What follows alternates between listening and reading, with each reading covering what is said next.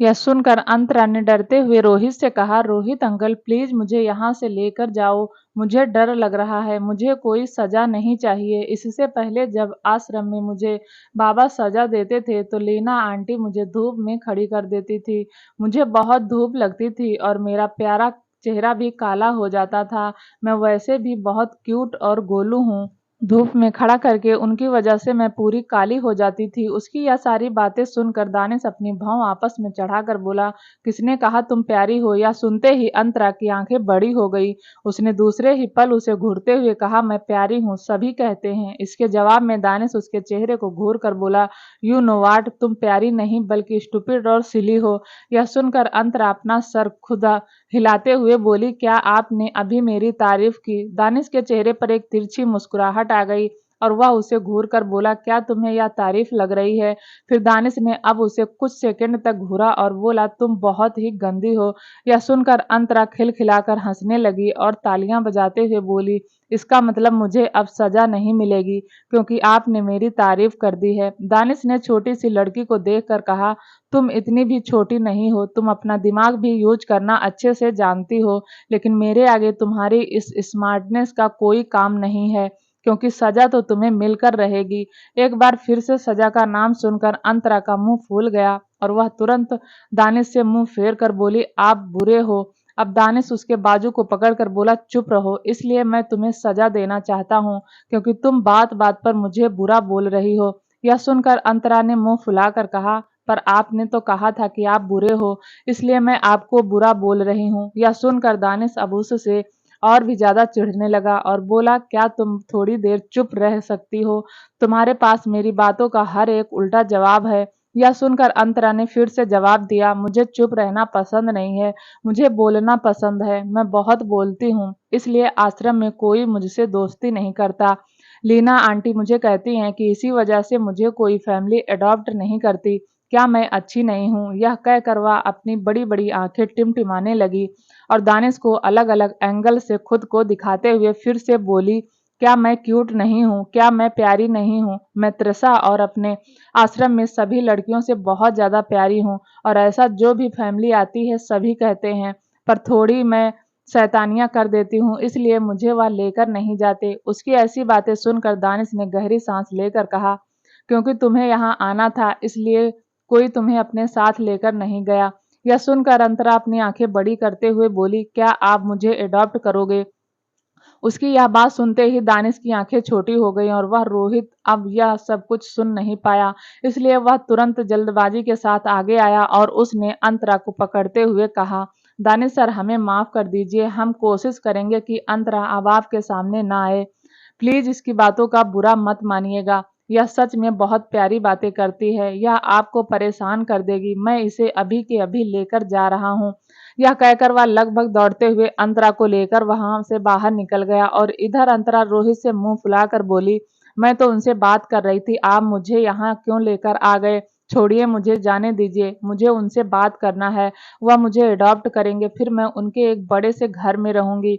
उसकी यह बात सुनकर रोहित उसे बैकयार्ड के कमरे में लेकर आया और हल्के गुस्से में उसे डांटते हुए बोला, अंतरा अब अगर तुमने यहाँ से बाहर कदम निकाला तो मुझसे बुरा कोई नहीं होगा। अचानक से रोहित के डर से अंतरा चुप हो गई और वह अपनी बड़ी बड़ी आंखों से टुकुर टुकुर रोहित को देखकर बोली, क्या मैं बुरी हूँ? क्या मैंने आपको नाराज कर दिया? अंतरा इतनी मासूमियत से यह सब कह रही थी कि रोहित का गुस्सा पल भर में गायब हो गया। वह अपने सिर पर हाथ रखकर बोला, हे भगवान, यह लड़की कितनी ज्यादा जिद्दी है, यह अपनी मासूमियत से कितनी आसानी से मुझे फंसा लेती है। मैं क्या करूं? मैं कैसे इसे समझाऊं?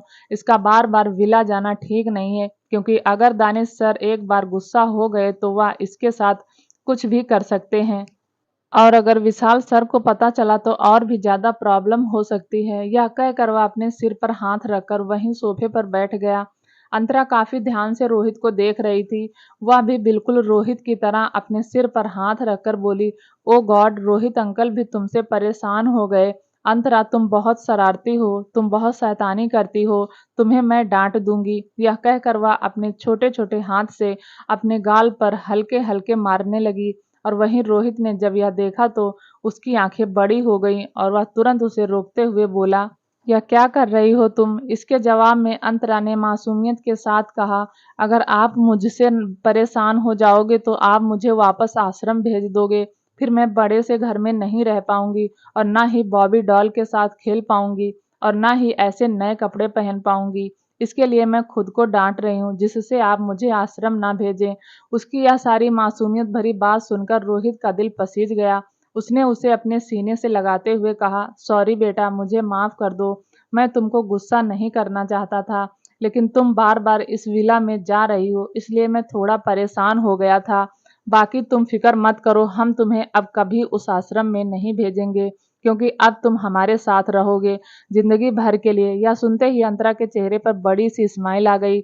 उसने एक्साइटमेंट के साथ कहा, थैंक यू रोहित अंकल, आप सबसे अच्छे हो। यह कहकर वह आगे बढ़ी और रोहित के गाल पर किस कर दी।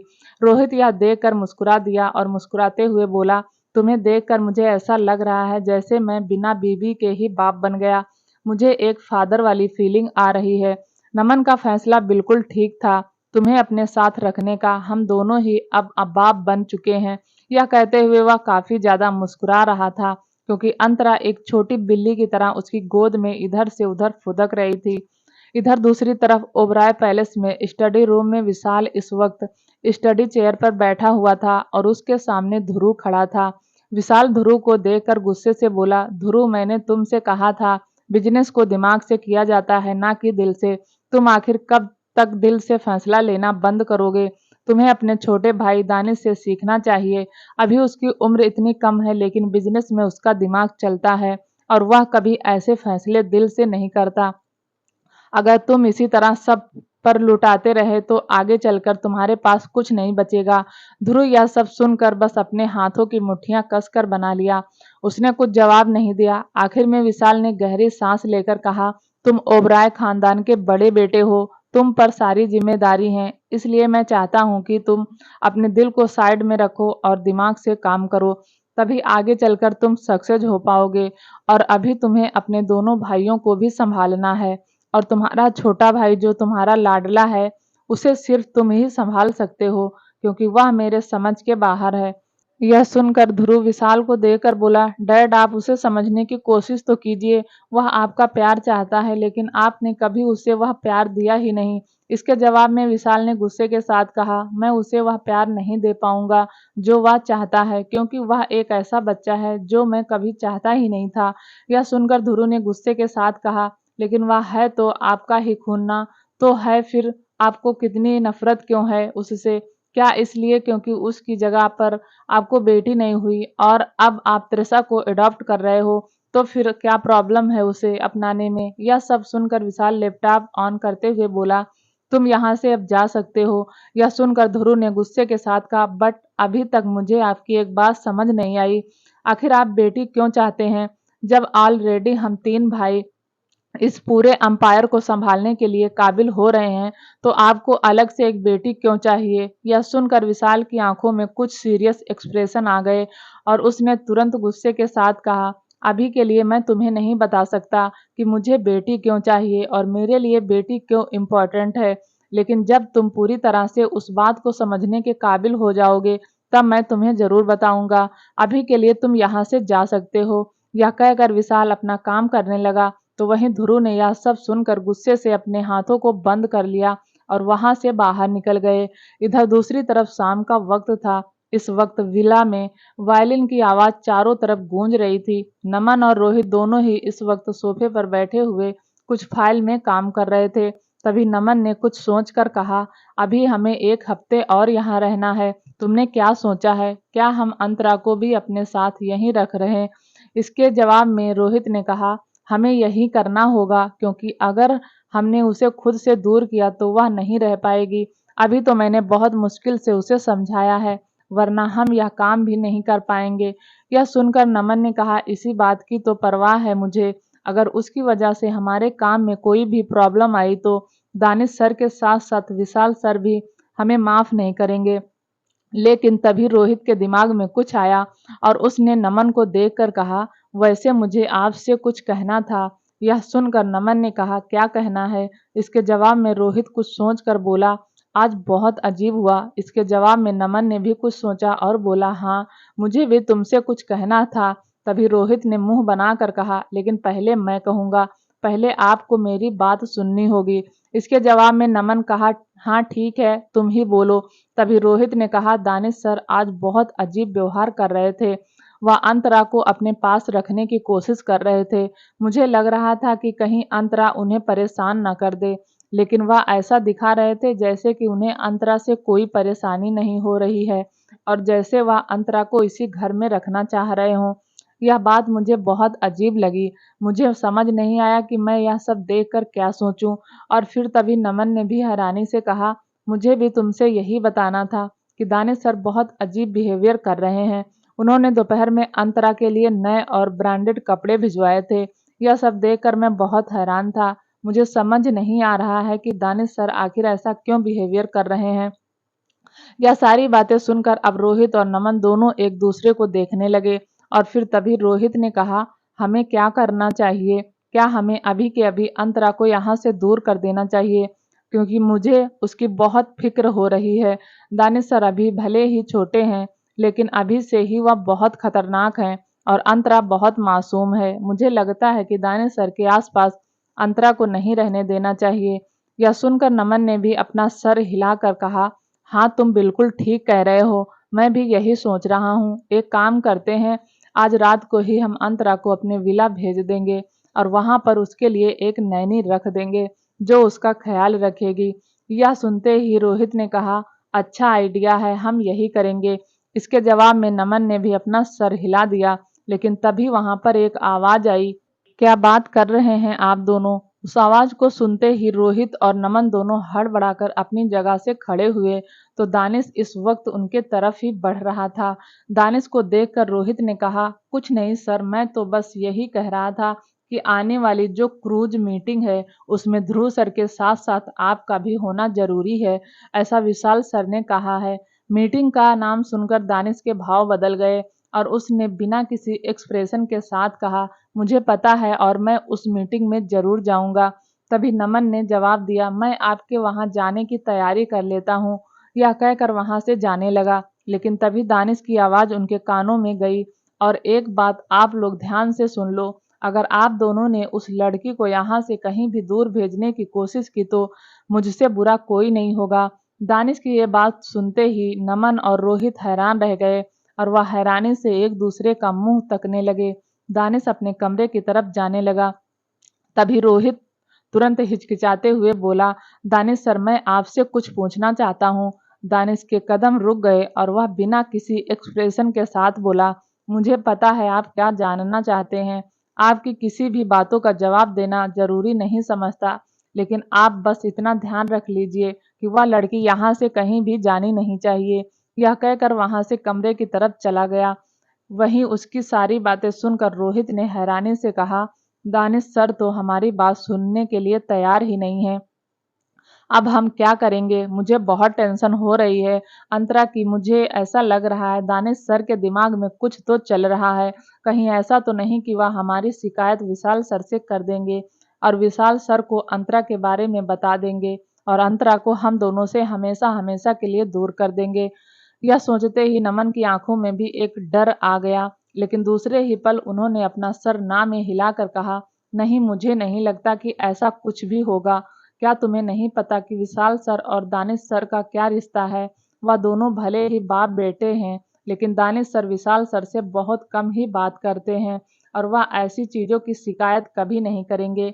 मुझे लगता है कोई दूसरी बात है।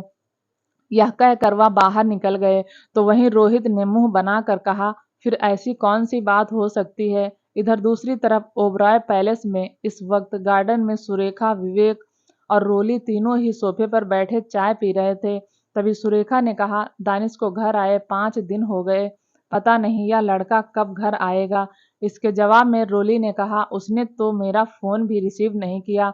मुझे उससे बात करनी थी, पर वह शायद काम में कुछ ज्यादा ही बिजी हो गया है। यह कहते हुए उनके चेहरे पर उदासी थी। तो वहीं विवेक ने कहा, रोली बेटा, तुम फिक्र मत करो, मैंने विशाल से बात की है और विशाल ने कहा है कि वह दानिश को कल जरूर घर लेकर आएगा। इसके जवाब में रोली ने नाराजगी के साथ कहा, मुझे आपके बेटे पर यकीन नहीं है। वह कभी ऐसी चीज नहीं करेंगे जिससे मुझे खुशी मिले। मैं दानिश को आज बहुत दिनों से मिस कर रही हूँ, लेकिन उन्होंने एक बार भी दानिश को घर आने के लिए नहीं कहा। मुझे अच्छे से पता है उनके दिमाग में क्या चल रहा है, और अगर वह ऐसा सोचते कि मुझसे दानिश को दूर रखकर वह मेरे और दानिश के बीच रिश्ता खत्म कर देंगे, तो वह बहुत गलत सोच रहे हैं। दानिश मेरा बेटा है और हम दोनों के बीच कभी कोई रिश्ता खत्म नहीं होगा। यह कहकर रोली अपनी जगह से उठी और जाने लगी, तो सुरेखा ने गुस्से के साथ कहा, तुम मेरे बेटे पर इल्जाम नहीं लगा सकती बहू। मेरा बेटा कभी तुम दोनों के रिश्ते को खत्म करने के बारे में नहीं सोचेगा। यह सुनते ही रोली रुक गई और सार्कास्टिक होकर बोली, मॉम, आपको क्या लगता है मैं यह बनी बनाई बातें बोल रही हूँ क्या? मुझे दिखाई नहीं देता कि विशाल जी क्या करने की कोशिश करते हैं। वह दानिश को सबसे बात करने देते हैं सिवाय मेरे। दानिश अभी इतना भी समझदार नहीं हुआ है।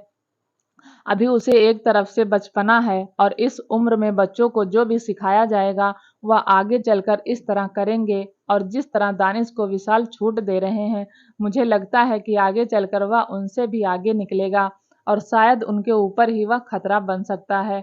यह सुनते ही सुरेखा ने गुस्से के साथ कहा, यह तुम क्या कह रही हो बहू? तुम्हें ऐसी बातें करना शोभा नहीं देता। मैं मानती हूँ तुम्हारे और विशाल के बीच रिश्ता ठीक नहीं है, लेकिन इसका यह मतलब नहीं कि तुम अपने पति को ऐसे कोसो भी। यह सुनकर रोली ने अपने हाथों को जोड़कर बोली, मैं आपके बेटे को कोस नहीं रही हूँ, सच्चाई बता रही हूँ। दानिश की अभी उम्र बिजनेस संभालने की नहीं है। अभी उसकी उम्र एक आम बच्चों वाली है, जहाँ वह स्कूल जाएगा, मस्ती करेगा, बच्चों के साथ ट्रिप पर जाएगा, खेलेगा। लेकिन उसे आपके बेटे ने एक रोबोट बना दिया है। हर वक्त वह काम करता रहता है। उसके दिमाग में अभी से ही सिर्फ और सिर्फ बिजनेस चलता है। वह बिजनेस माइंडेड हो चुका है। क्या आपको लगता है कि वह आगे चलकर आम इंसान की तरह रहेगा? बिल्कुल भी नहीं। यह सुनकर सुरेखा ने कहा, तो तुम क्या चाहती हो? क्या वह आम बच्चों की तरह बन जाए, जैसे आम बच्चे पढ़ाई करते हैं और माँ बाप का कहना मानते हैं? क्या तुम्हें नहीं लगता कि विशाल जो कर रहा है दानिश के साथ अच्छा कर रहा है? इससे दानिश आगे चलकर इतना सक्सेस हो जाएगा तो दुनिया का हर एक इंसान उसके आगे अपनी नज़र झुकाएगा। यह सुनकर रोली ने सरकास्टिक होकर कहा, वह तो अभी से ही लोग करते हैं। उसे देखकर अभी से सब अपनी नजरें नीची कर लेते हैं। लेकिन मैं नहीं चाहती मेरे बेटे का बचपन इस तरह से बिगड़े, और आपके बेटे मेरे बच्चों का बचपन बिगाड़ रहे हैं। दानिश आम बच्चों के जैसे नहीं है। वह छोटी छोटी बात पर गुस्सा करता है। हमेशा गुस्सा उसकी नाक पर रहता है। वह कभी मुस्कुराता नहीं है। उसको मुस्कुराए तो जैसे सदियों बीत गए हों। अब आपके बेटे क्या हासिल कर रहे हैं यह सब कुछ करके? क्या आपने कभी इसके बारे में सोचा है? क्या आपको नहीं लगता कि दानिश को इस तरह फैमिली से दूर रखना कितना खतरनाक हो सकता है? इस उम्र में बच्चों को माँ बाप के सपोर्ट की ज़रूरत होती है, और माँ बाप के प्यार की ज़रूरत होती है। लेकिन इन सब के बावजूद दानिश को पूरी फैमिली से दूर रखा गया। यह कहते हुए रोली के चेहरे पर अब गुस्सा आ चुका था। वह वहीं सुरेखा अब यह सब सुनकर चुप हो गई थी। विवेक भी यह सब सुनकर खामोश थे। तभी उन्होंने कुछ सोचा और बोले, मुझे लगता है रोली बिल्कुल ठीक कह रही है। दानिश अभी से ही बहुत ही मैच्योर हो चुका है, जबकि ऐसा नहीं होना चाहिए। इस तरह से तो वह आगे चलकर और भी ज़्यादा बिगड़ सकता है। बेशक से वह अभी से ही बिजनेस संभालने के काबिल हो रहा है, लेकिन उसे एक आम बच्चों की तरह भी रहना चाहिए। यह सुनकर रोली ने गुस्से के साथ कहा, डैड, पर ऐसा कुछ भी नहीं होने वाला, क्योंकि आपके बेटे ने मेरे बेटे को पूरी तरह से बिगाड़ दिया है। वह आम बच्चों की तरह कभी नहीं रह सकता, इसलिए अब मुझे उससे कोई उम्मीद नहीं है। बस एक माँ होने के नाते उसकी फिक्र लगी रहती है। शायद मुझे अब उसकी फिक्र भी नहीं करनी चाहिए, क्योंकि उसका बाप है उसकी फिक्र करने के लिए। यह कहकर वो गुस्से से अंदर चली गई। तो सुरेखा ने कहा, बहू, ये सब कुछ क्या कह रही हो तुम? तुम भी तो उसकी माँ हो ना, तुम ऐसी बातें कैसे कर सकती हो? तभी रोली अब तक जा चुकी थी। इधर विवेक जी ने भी कहा, अब मैं ही कुछ सोचता हूँ, लगता है अब मुझे खुद ही दानिश से बात करना होगा। यह कहकर वह अपनी जगह से उठे और सीधे बाहर की तरफ निकल गए। इधर दूसरी तरफ रात का वक्त हो चला था। डाइनिंग एरिया में इस वक्त दानिश हेड चेयर पर बैठा डिनर कर रहा था। उसके चेहरे पर कोई भी भाव नहीं थे। तो वहीं रोहित और नमन भी साइड में खड़े बस चुपचाप दानिश को ही देखे जा रहे थे। तभी दानिश ने आखिरी बाइट लेते हुए कहा, क्या उसने डिनर कर लिया? यह सुनकर नमन ने जवाब दिया, जी मैंने उसे डिनर करवा कर सुला दिया। वह आपको यहाँ डिस्टर्ब करने के लिए नहीं आएगी, आप फिक्र मत कीजिए। तभी दानिश ने अपने दोनों हाथ टेबल पर पटक दिए। तभी नमन और रोहित एक पल के लिए चौंक गए। रोहित ने तुरंत कहा, क्या हुआ सर, क्या खाने में कोई कमी है? इसके जवाब में दानिश ने गुस्से के साथ कहा, मैं उसके लिए एक नैनी हायर कर रहा हूँ, तुम दोनों को उसके करीब आने की जरूरत नहीं है, उसका जो भी काम होगा वह नैनी खुद करेगी। यह सुनकर रोहित और नमन हैरान हो गए और नमन ने हैरानी से कहा, क्या लेकिन अचानक यह आप क्या कह रहे हो? और सर आपको क्या हुआ है? अब अंतरा की इतनी परवाह क्यों कर रहे हो? सुनकर दानिश अपनी जगह से उठा, बिना किसी भाव के बोला, किसने कहा मैं उसकी परवाह कर रहा हूँ? रोहित ने नासमझी में कहा, तो फिर आप उसके लिए एक पर्सनल नैनी क्यों हायर कर रहे हैं? हम सब हैं ना उसकी मदद के लिए, मैं उसको रेडी कर देता हूँ, तो वही नमन उसे फ्रेश करवा कर शावर दिला देता है और फिर मैं उसे डिनर ब्रेकफास्ट लंच करवा देता हूँ और फिर नमन उसे सुला देता है। हम दोनों काफ़ी हैं उसके लिए।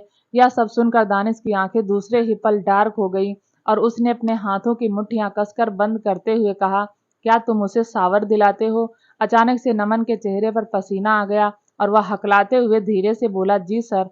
और फिर तभी बोतल टूटने की आवाज़ उन सभी के कानों में गई, जिससे नमन और रोहित एक पल के लिए चौंक गए। रोहित और नमन इस वक्त दोनों ही सदमे में जा चुके थे। उन्हें समझ नहीं आया कि आखिर दानिश इस वक्त किस बात का गुस्सा दिखा रहा था। वह दोनों हकलाने लगे और धीरे से बोले, क्या दानिश सर पागल हो गए हैं या इस तरह जता रहे हैं जैसे कि हमने बहुत बड़ा गुनाह कर दिया हो? तभी रोहित ने कहा, क्या यह अपनी मेडिसिन नहीं ले रहे हैं आजकल? विशाल सर ने कहा था कि हमें इनका अच्छे से ख्याल रखना है और अगर इन्होंने अपनी मेडिसिन नहीं ली होगी तो प्रॉब्लम हो सकती है। इनका गुस्सा किसी के कंट्रोल में नहीं आएगा। शायद हमने बहुत बड़ी गलती कर दी। तभी नमन ने याद करते हुए कहा, मुझे तो अच्छे से याद है, मैं हर रात इन्हें मेडिसिन खुद अपने हाथों से देता हूँ और यह खा भी लेते हैं। लेकिन अभी यह जिस तरह गुस्सा दिखा रहे हैं मुझे कुछ समझ नहीं आ रहा है कि आखिर यह गुस्सा किस बात का है। तभी दानिश ने दांत पीस कर कहा, जवाब दीजिए मुझे, क्या आप दोनों ने उसे अपने हाथों से शावर दिलाया है? यह सुनते ही अब नमन ने खुद को संभाला और गहरी सांस लेकर बोला, दानिश सर एक्चुअली वह अभी बहुत छोटी है और हम उसे अपनी बेटी की तरह देखभाल करते हैं। अभी जल्दबाजी में हमें कोई नैनी उसके लिए नहीं मिल रही थी, इसलिए हमें खुद ही उसका सब कुछ करना पड़ा। लेकिन हम वादा करते हैं जैसे ही हम उसे अपने विला लेकर जाएंगे वैसे ही हम उसके लिए एक नैनी रख लेंगे और वहीं उसका अच्छे से ख्याल रखेगी। प्लीज आप शांत हो जाइए। यह सुनकर दानिश ने टेबल पर अपनी पकड़ कस दी और दांत पीसकर बोला, कुछ ही देर में नैनी आने वाली है, उसे तुम अपने साथ लेकर जाओ और आज के बाद वही उसका सब कुछ करेगी, तुम सबको उसे छूने की भी जरूरत नहीं है।